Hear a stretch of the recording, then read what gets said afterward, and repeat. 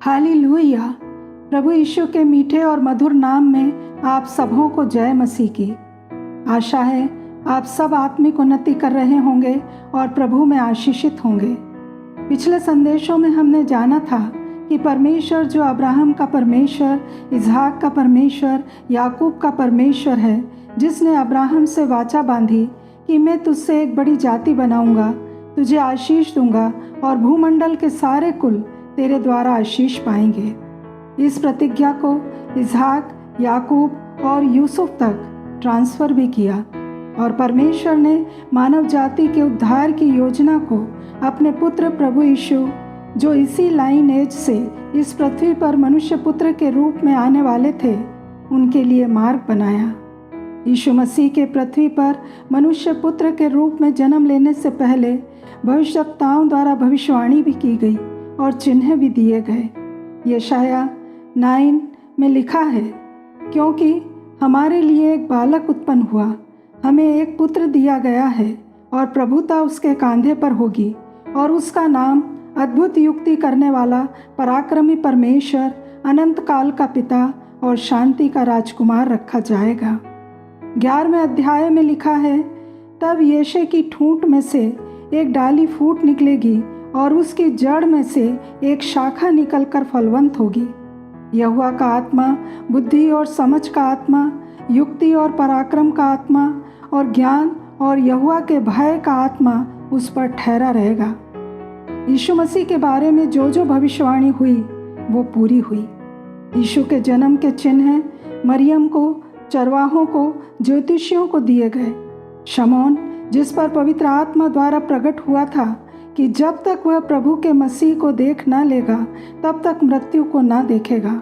और जब माता पिता बालक यीशु को व्यवस्था की रीति के अनुसार मंदिर में लाए, तब शमौन ने आशीष देकर माता मरियम से कहा, देख, वह तो इज़राइल में बहुतों के गिरने और उठने के लिए और ऐसा चिन्ह होने के लिए ठहराया गया है जिसके विरोध में बातें की जाएंगी।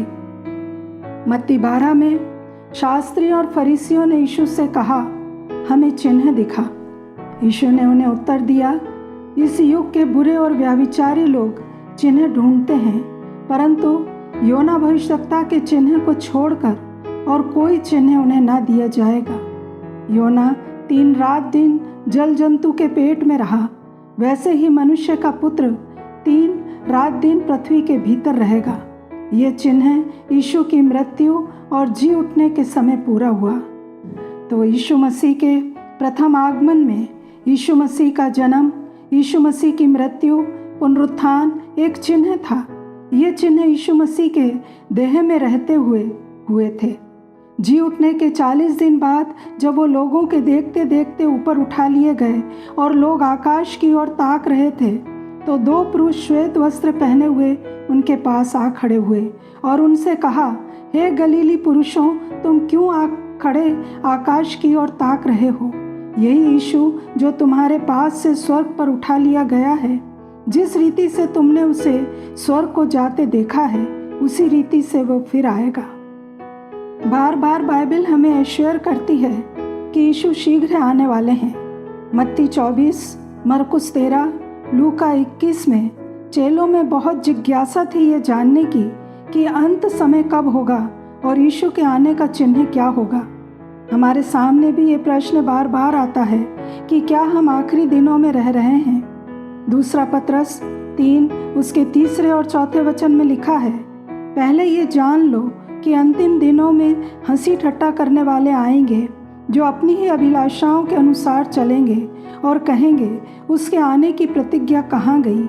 क्योंकि जब से बाप दादे सो गए हैं, सब कुछ वैसा ही है जैसा कि सृष्टि के आरंभ से था। पहला यूहन्ना 1:7 के अनुसार, हे बालकों, ये अंतिम समय है और जैसा तुमने सुना है कि मसीह का विरोधी आने वाला है, उसके अनुसार अब भी बहुत से मसीह विरोधी उठ खड़े हुए हैं। इससे हम जानते हैं कि ये अंतिम समय है।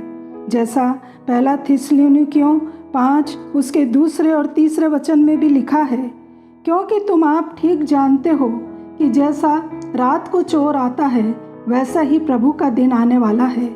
जब लोग कहते होंगे कुशल है और कुछ भय नहीं तो उन पर एकाएक विनाश आ पड़ेगा। परंतु बाइबल बताती है कि तुम तो अंधकार में नहीं हो कि वह दिन तुम पर चोर के समान आ पड़े। मसीह विश्वासी होने के नाते हमारा एक्सपेक्टेशन और एक्साइटमेंट प्रभु के आने के लिए है, जिसके लिए हमें प्रॉपरली प्रिपेयर होने और उन घटनाओं को देखने के लिए तैयार रहना है। जैसा यशाया 25:9 में लिखा है, उस समय यह कहा जाएगा, देखो हमारा परमेश्वर यही है, हम इसी की बाट जोहते आए हैं कि वह हमारा उद्धार करे। यहोवा यही है, हम उसी की बाट जोहते आए हैं कि हम उससे उद्धार पाकर मगन और आनंदित होंगे।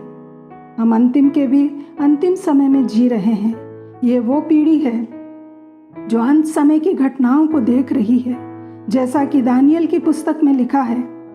परंतु बहुत से लोग तो अपने अपने को निर्मल और उजले करेंगे और स्वच्छ हो जाएंगे, परंतु दुष्ट लोग दुष्टता ही करते रहेंगे।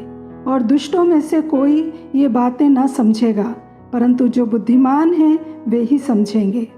तो प्रियो, अगले संदेशों में हम यीशु के आने के चिन्हों और अंत समय में होने वाली घटनाओं के बारे में बाइबल में क्या क्या बताया गया है सीखने और समझने की कोशिश करेंगे कि हम किस कैटेगरी के लिए अपने को तैयार कर रहे हैं, बुद्धिमान या दुष्ट।